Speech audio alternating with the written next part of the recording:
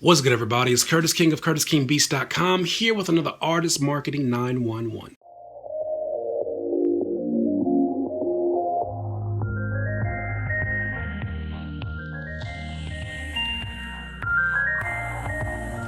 Today's topic is dealing with when is it time to start getting paid for your shows. Now, let's say you've been out there, you've been doing shows for a few months or even a few years, and you're really trying to figure out how you can make that transition from doing free shows or little to no pay to actually getting booked consistently and hopefully paid consistently within your shows. Well, there's two major factors that you need to look at first as an artist, especially as an independent artist. The first factor is, what is your pool? What is your amount of people that you can pretty much on average expect to show up for one of your shows? The second factor is, what is your value to that particular promoter? Now, let me break this down. Promoters tend to get paid in two different ways at a show. It tends to be either off of ticket sales or door sales, how many people come into the show, and bar sales. That being said, what do you think your biggest value is to a promoter? Your biggest value to a promoter, if he's getting paid for a show, is how many people that you can guarantee that you can bring into that venue, as well as how many people are going to actually stay during the duration of the show to pay for drinks. This is also another reason why you have headliners that go on when they go.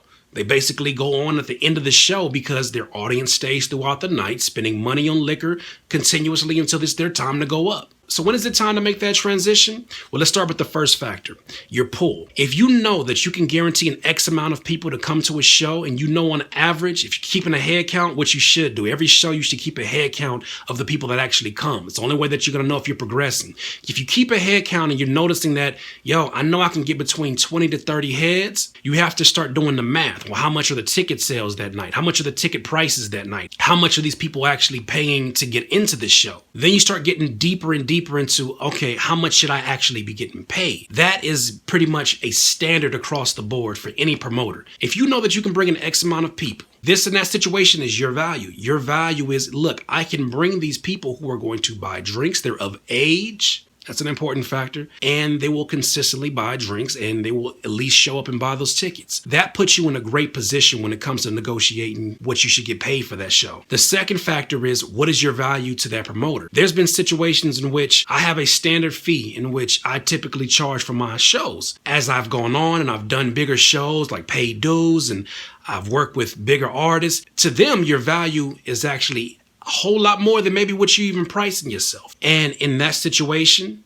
you allow them to basically determine what is their budget. When a promoter reaches out to you, it says a lot. It says either that they've seen something that you've been doing online that makes them want to inquire about what your pricing is, and they see that you have an audience online and they want to bring you into one of their shows. Another thing that promoters may have seen is if they've gone to one of your shows and they see you throw a crazy show and that you bring pull. That instantly increases your value to a promoter. So that being said, you ask the promoter, so what's your budget for the night? And as numbers begin to get thrown around, you start to figure out if that's something that justifies your time, if that's something that will put you in the green, if that's something that you're willing to make an investment on. I know it may sound very backwards that a lot of promoters ask you, what is your pull? What do you bring in? After all, they are promoters and they are supposed to be promoting your show, but it is an important question to ask. You want to know how many people you're bringing? This is why I again stress the importance of having an email list, because you want to be able to tell people to come out to the show. You want to be able to let them know the significance of them coming out to a show.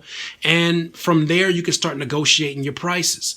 I think that it's great to start off at least with gas money. Gas money is something that's a lot easier of a conversation because, after all, you're entertainment. They're hiring you. They could have hired anybody else, and they ask you. If they ask you, they see some type of value in you and what you do. So I hope this video helps you. I hope it gives you a clear road and transition and how to start getting paid for your shows. It's not as difficult as you think. You don't want to price yourself too low, especially when you have the credentials and you have the pull to show for it. And at the same time, you don't want to price yourself too high too early. This has been another Artist Marketing 911. Curtis King of CurtisKingBeats.com. What's good, artists? It's Curtis King, and I basically wanted to take this end portion to bring to your attention a new service that I'm providing. I just launched this week one-on-one artist and producer marketing and consultation. So basically, I'll sit with you one-on-one and answer all of your questions. Any questions that you have for me as an artist or producer, I can basically sit with you and we can formulate a plan together. I want to see you reach all of your goals, and I want to make sure that I offer you as much of my 12-year plus experience as I can to help you down your road. If you have any questions, visit CurtisKing.com, not Curtis King Beats. Visit CurtisKing.com and book a session now. Nobody understands an artist like an artist, and nobody understands a producer like a producer.